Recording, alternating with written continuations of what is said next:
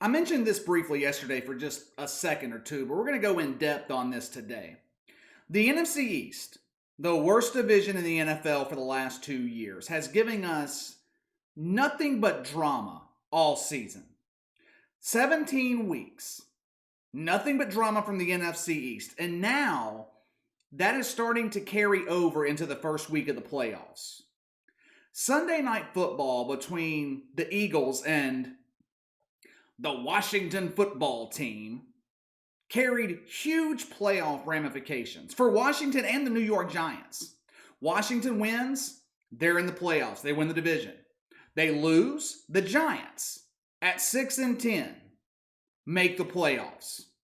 Now the Eagles, on the other hand, they have nothing to play for besides draft position.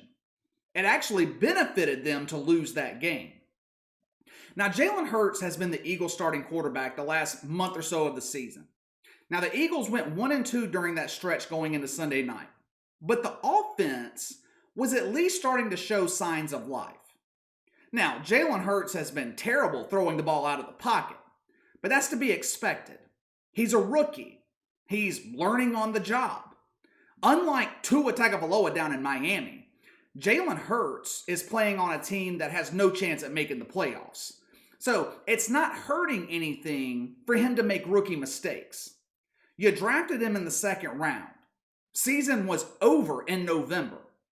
Then Doug Pederson completely burned the bridge with Carson Wentz the second that he benched him in favor of Jalen Hurts. So you might as well ride with Jalen Hurts the rest of the season. Doug Pederson, self-described genius, obviously did not feel that way. Jalen Hurts was struggling Sunday night. He was, but he had the Eagles in that game going into the fourth quarter. He had 2 rushing touchdowns. Philadelphia is only down 3 points. The game was within reach. It wasn't like Washington was moving the ball down the field with ease. But instead of sticking with his rookie quarterback, Doug Pederson decides to go with Nate Sudfeld, 4th-year quarterback, career backup, 3rd stringer. The myriad of excuses that came out of Doug Pederson's mouth for this decision were laughable. It was pathetic, really. It was the plan all week to get Nate some reps in that game. Our offense was stagnant with Jalen. We were struggling. I thought Nate gave us the best chance to win. Just stop. Doug Pederson is not fooling anybody. We all know what happened Sunday night. By benching Jalen Hurts for Nate Sudfeld, Doug Pederson was tanking that game. He was purposefully losing that game so the Eagles could keep the 6th spot in the draft instead of dropping down to number 9. It's as simple as that. And I hope it was worth it. I hope it was worth it to Doug Pederson because he risked his credibility.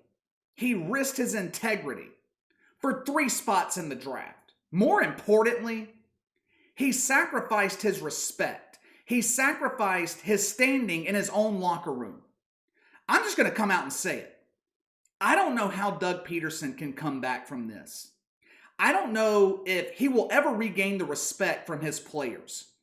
There have been numerous reports come out stating that the bulk of the locker room in Philadelphia was pissed off with their head coach for essentially waving the white flag, giving that game to the Redskins, or Washington football team, I'm sorry. Jason Kelce, one of the leaders in the Eagles locker room, asked Doug Pederson on the sidelines what the hell he was doing or what the hell he was thinking benching Jalen Hurts for Nate Sudfeld. Now, the coach reportedly told Jason Kelce that Nate Sudfeld gave them the best chance to win. Now, do you think he believed that stupidity? Do you believe it? You could see the disgust on the face of Jalen Hurts on the sidelines. NBC showed a close-up of him saying that this is wrong, this is just wrong. And it is wrong. We see tanking in the NBA damn near every season. Every year, at least 1, maybe 2 teams are accused of tanking their season for a chance at the number 1 pick in the draft. We don't see tanking in the NFL. Not that I can remember anyway. But let me tell you why this is even more wrong than it would be in normal circumstances. I know these NFL guys, these players, are making good money. They're making a lot of money. That doesn't change the fact that they sacrificed a lot this year just to be on the field. When you and your family were celebrating at Thanksgiving, NFL players were discouraged from doing so. When you and your family were celebrating at Christmas, NFL players were asked not to. They were asked not to attend large gatherings. Teams didn't want to risk having a COVID outbreak, have damn near half the roster on IR. So the players have been sacrificing all season for their head coach in the final game of the year to throw in the towel, to throw the damn game. All the hard work all season meant nothing. That's the message that sends to the players. Their head coach decided to throw the last game of the season to save 3 spots in the draft. Like I said a second ago, I don't know how Doug Pederson comes back from this. I don't know if he can. I wouldn't be shocked if the Eagles as an organization made the decision to let him go at some point this offseason. Just think for a second about everything that has happened this year in Philadelphia.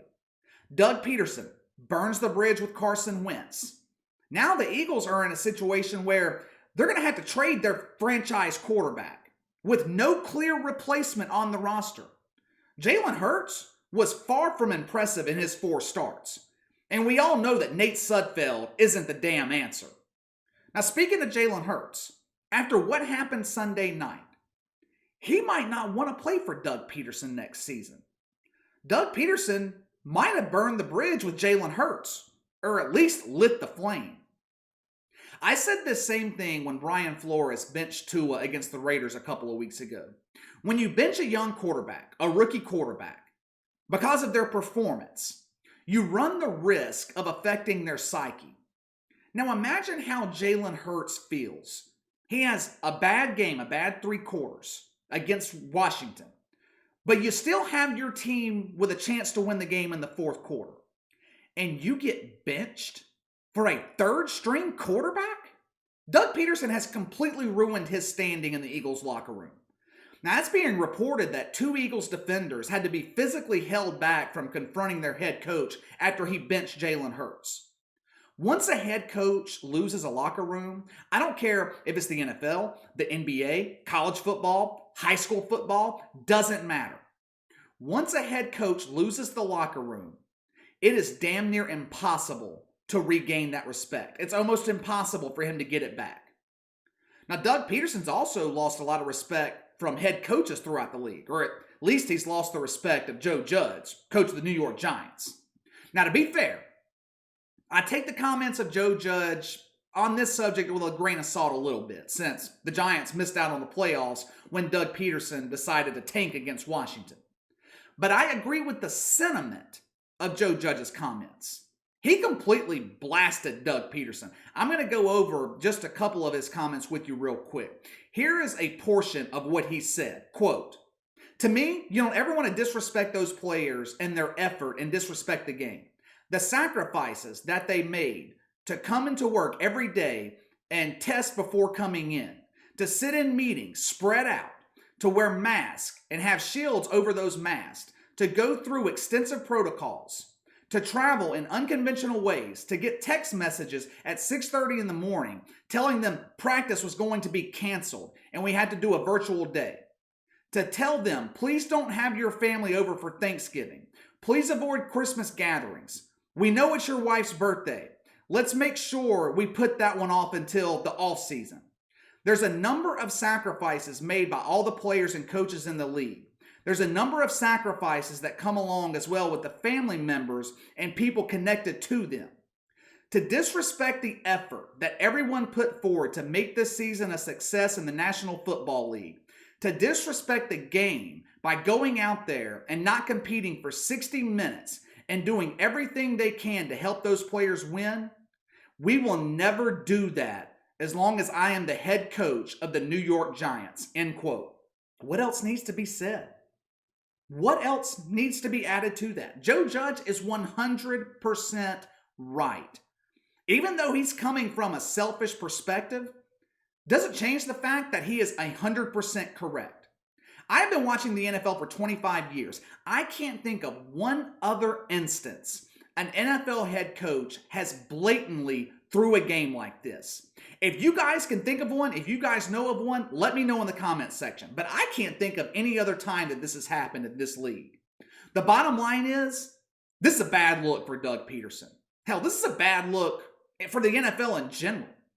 You already have conspiracy theorists out there who think games are fixed according to the Vegas point spreads. Things like this don't help that. Like I said earlier, I don't know how Doug Pederson can come back from this. I really don't. The players in that locker room aren't going to look at him the same. They're going to think, this guy's not committed to winning. Once you develop that reputation, it is tough to wipe away that stain. And to me, what makes it even worse is the excuses that Doug Pederson is making.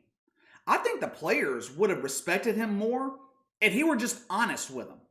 I put in Nate Sudfeld to lose the game to keep our high draft pick. Now, would they have been pissed off about it in the moment? Yes. But lying to him? That's not doing Doug Pederson any favors. Most people will never forgive you if you lie to them. They'll never trust you again. And it's not like anyone is believing it anyway, so he might as well just tell the damn truth. It is going to be a long offseason in Philadelphia for Doug Pederson. If he can come back from this, and that is a big if, he's going to have a lot of work to do over the summer and going into training camp to regain the respect that he lost in that locker room with the decision that he made Sunday night.